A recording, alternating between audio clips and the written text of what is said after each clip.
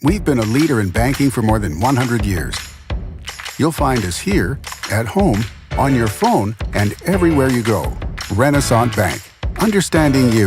Member FDIC. Equal housing lender.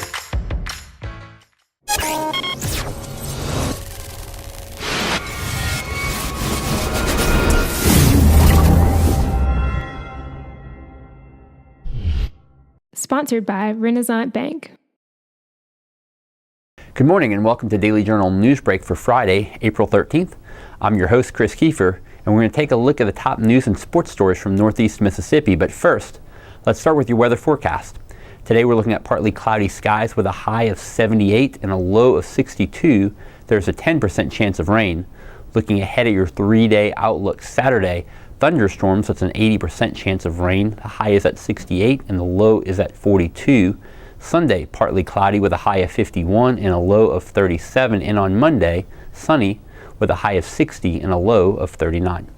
Let's take a look now at today's top headlines. Mississippi House Speaker Philip Gunn said he's proposing taking about $270 million that normally would go toward education, law enforcement, healthcare, and other programs, and using those funds instead for transportation needs. The Speaker's plan would cut the state income tax by about $160 million and increase the motor fuel tax by an equal amount.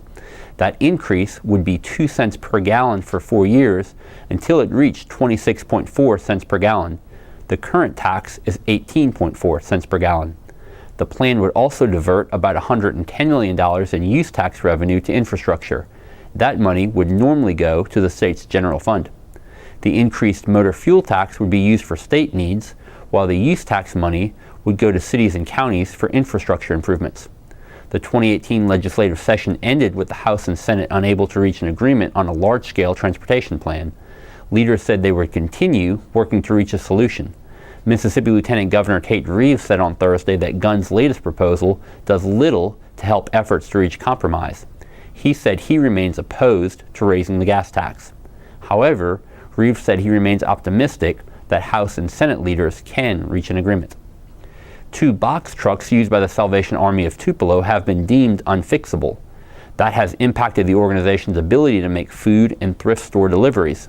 The Salvation Army uses the trucks to deliver food to needy residents in the organization's service area and to pick up used clothing and other items for the thrift store on Daybright Drive.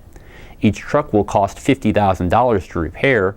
One truck has been out of commission for about 3 weeks, and the other has been out for a month.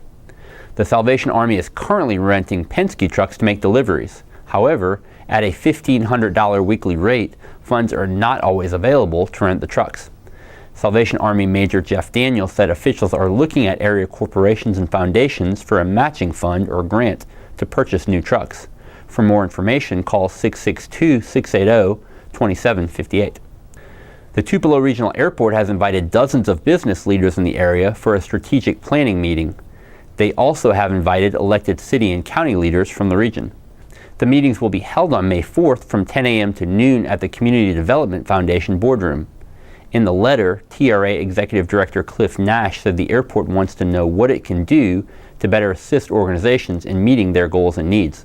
While commercial air service is the most commonly talked about service, the airport also owns property it leases and can lease for economic development purposes. The meeting is invitation only, but any business owners wanting to weigh in can email r.gunn@flytupelo.com. At the meeting, the airport's contracted engineering firm, Allen & Hoschel, will have a presentation lasting about 15 minutes. A short question and answer session will follow. Nash said in his letter that visitors' first impressions are important, as well as having travelers fly in and out of the airport. And in sports, no changes are coming to the Class 1A football divisions anytime soon. In a Thursday vote, the MHSAA Executive Committee rejected a proposal to divide the 4 1A football divisions into 8 smaller divisions. It was rejected by a vote of 25-9. Instead, the 34 football teams in 1A will remain in the 4 divisions, with 2 in the north and 2 in the south. The proposal was originally brought up in the District 1 meeting on December 11th. The main reason for the proposal was that Class 1A schools are losing money from gate receipts and travel costs are too high. Vardaman, which plays in one of the South divisions, had 4 trips last season where it traveled at least 2.5 hours to play. Coach Larry Gann said that travel put a significant financial strain on the school.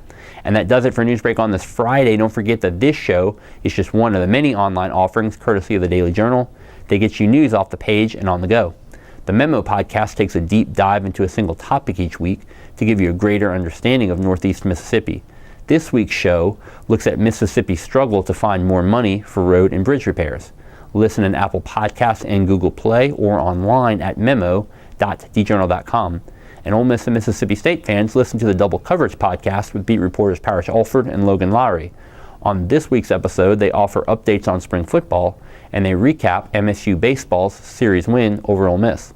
Each story discussed today on Newsbreak can be found in your Daily Journal or online at djournal.com, where you can also find a new episode of Newsbreak each weekday morning.